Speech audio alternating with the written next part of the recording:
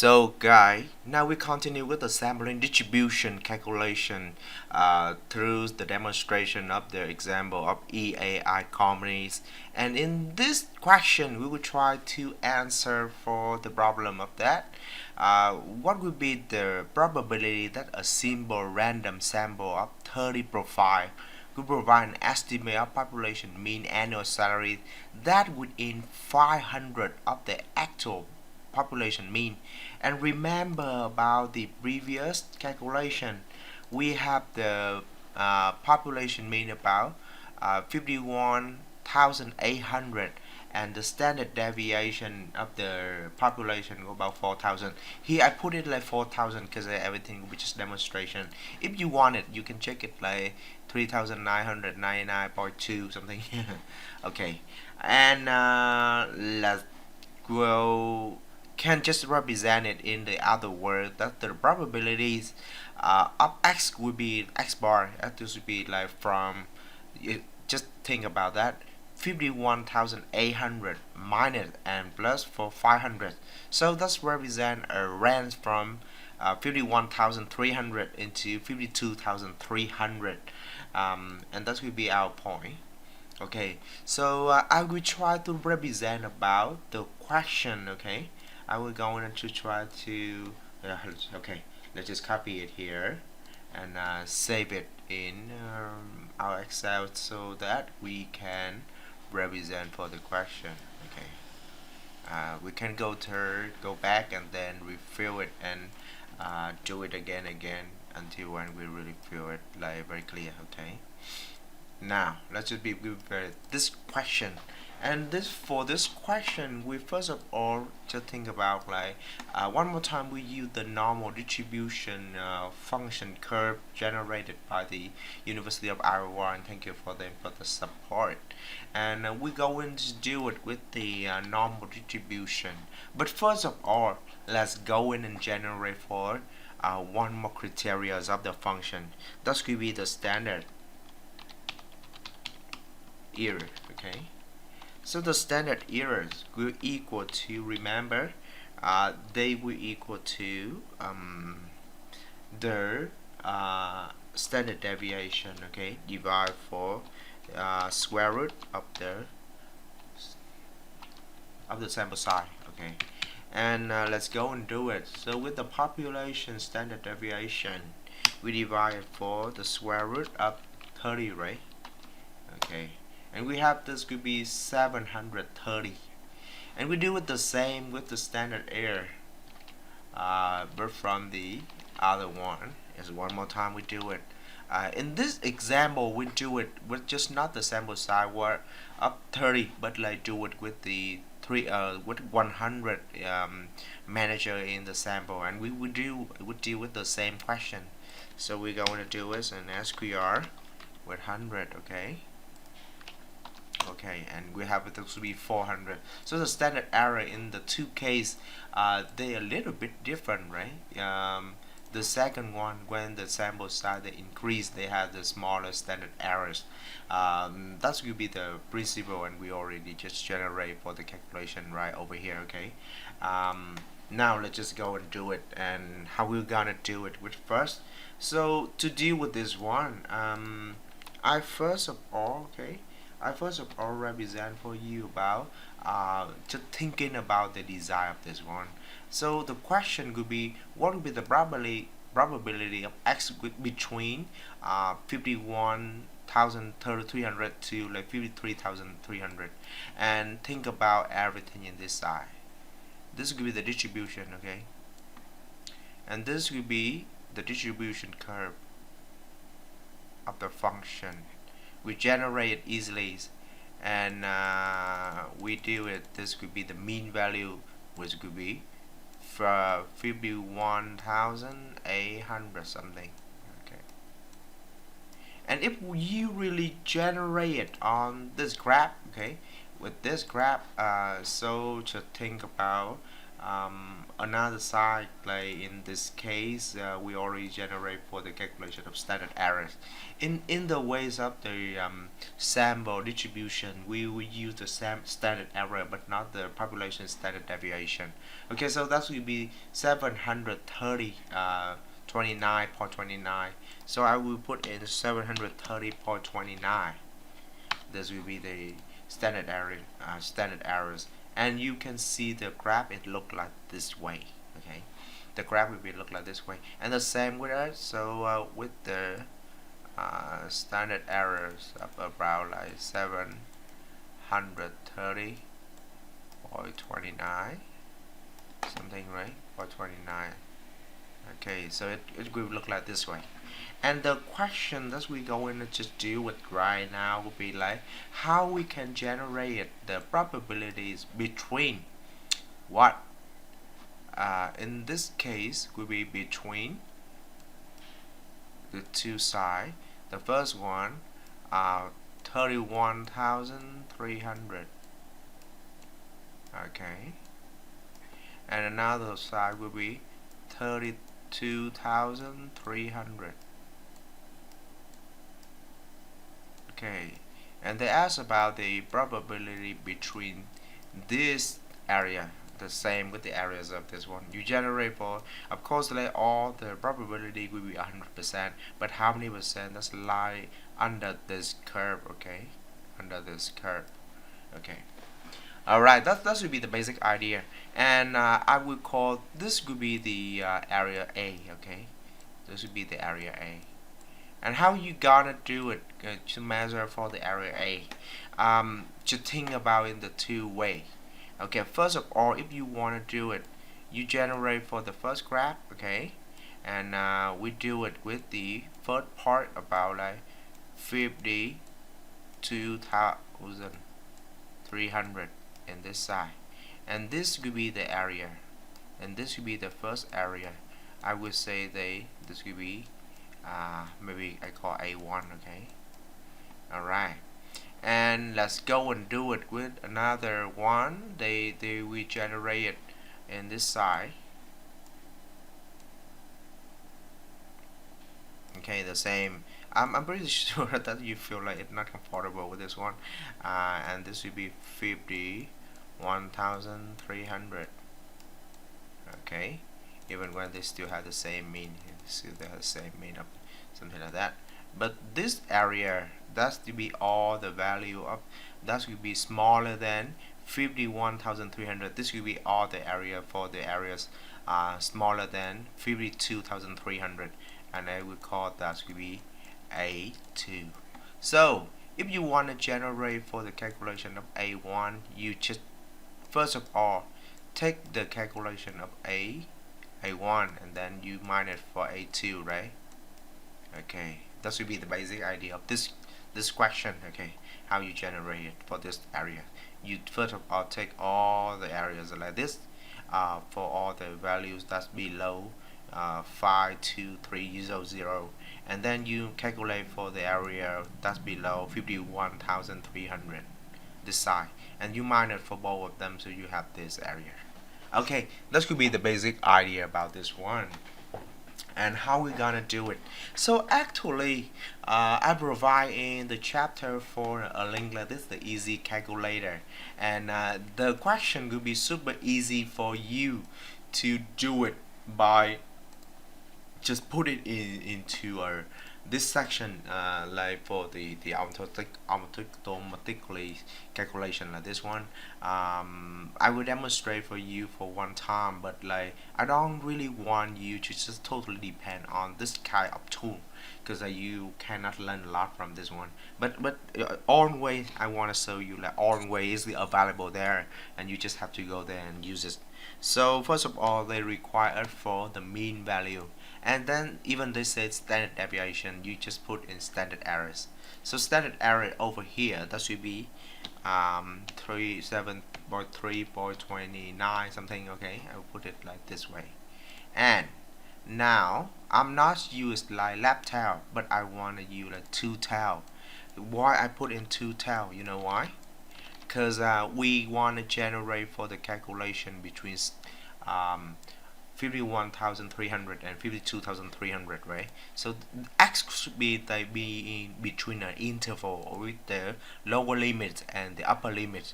So I put over here 51,300, and of course over here 52,300, and the only thing could be like just calculate, and they automatically just generate everything for me. And you can see this could be the areas, and that will be the measure, and maybe the graph a little bit hard for you to totally see it. Okay, that's hard to totally see it, but we can always go back and to see, try to see it. So the normal distribution, see that this could be around like how many, 50 point 50 64. Okay, so this will be point 50 64, or that will be equal to um, something percent. Okay, 50% point 64. Okay, and now let's do it with the another way we can generate it by um, the idea that we will not just totally depend on this kind of stupid stuff, because I don't want you to totally depend on that. I want you to generate the calculation for this one. But first of all, we can go and generate for what you know. First of all, that's we want to generate for the areas, right? The probability. We want to find the probability up between of the mean, right? Sample mean between this one to this one, okay, to 52,300. that's the work is too long. And if we want to do it according to what I have already demonstrated in this way, you have to find the probabilities of the sample mean smaller than 52,300, and then we use the probability of sample mean smaller than 51,300. Okay, now let's go and check it and how we gonna generate it. So the first way to do it, so like we can use the function, remember the norm distribution, norm dot this, that will help us to generate for all the like probability that's of the value x until a kind of like a typical critical value. Okay, and we use this for the norm list. Okay, normal distribution. And we want to check it for x. X would mean right over here, that will be the number 52,300. The mean value they already generated here already. Okay, standard deviation, actually this will be standard errors, and cumulative, true. And that should be for A1, right? This is for A1. That should be 75.32%. Alright, and the probability is up smaller than 51,300 for the A2, right? We just use the same norm, this, okay?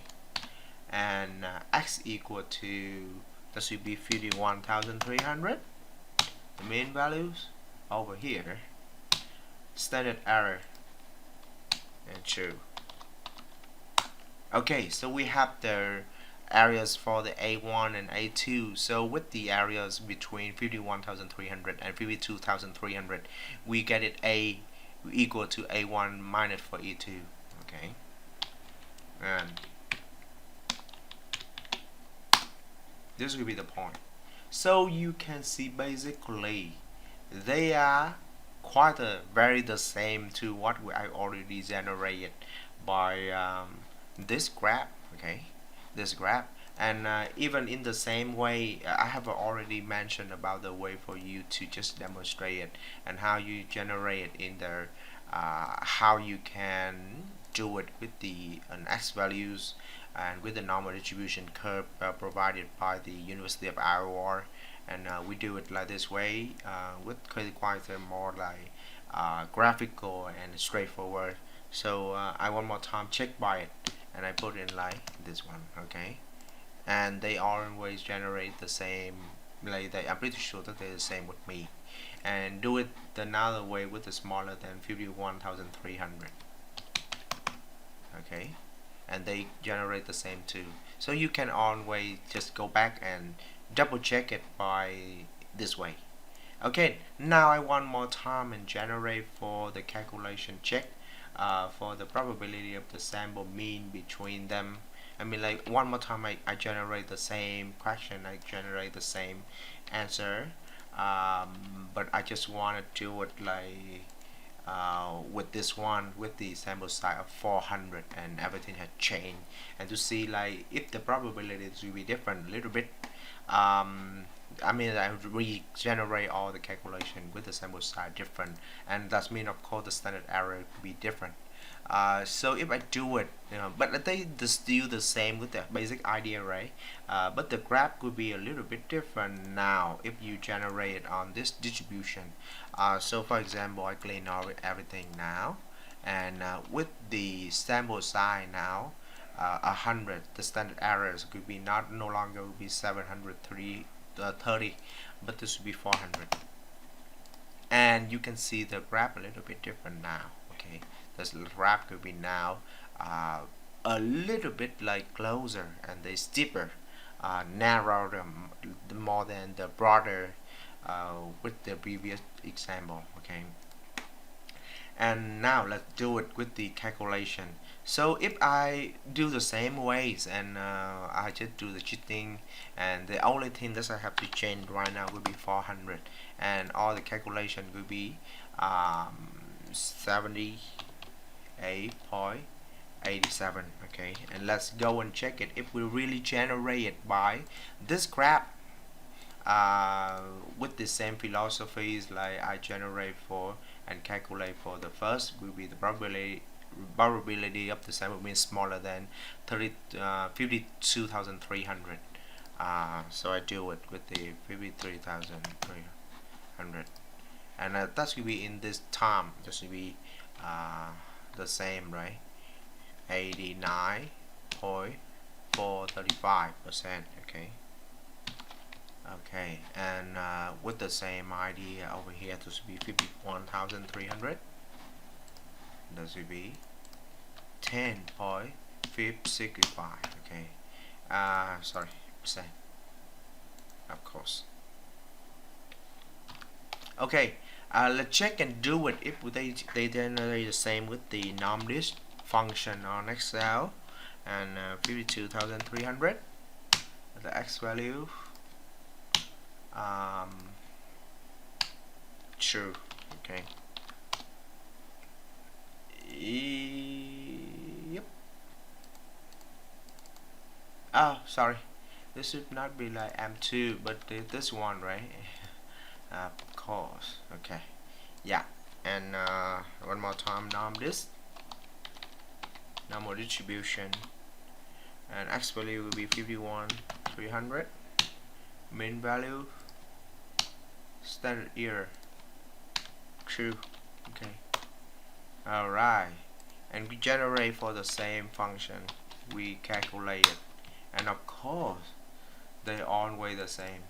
So basically the two way that's already generated, even for my cheating with this calculation, even for the graph that I already generated by the normal distribution curve calculated by the website, or even for by the normal distribution function on Excel, they generate very the same idea. So we can say that the probability of the sample mean between 51,300 and 52,300 in the both case will be a little bit different. So for the first one, that should be 50.64%, and for the second one, in case we had a sample size of 100, that should be 78.87%. and you can think about the reason why they are different in the two cases.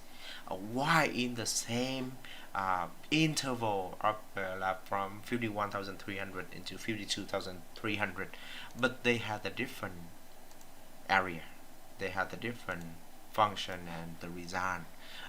To think about that a little bit different now. The first one, remember, that should be we have the standard errors would be this mark, okay? And you see all the this calculation, this curve could be a little bit like broader. So they start over here something about 49,000 into 54,000. So we have the bigger standard errors. So that's the reason why the distribution will be broader. They will just spread out. However, in the second case, when we have the bigger sample size and of course the smaller standard error, okay, in this one we generate for smaller, we have the much more smaller standard error, and now it's just about 400, and you can see the distribution curve they different. Before that it start from 49,000, right?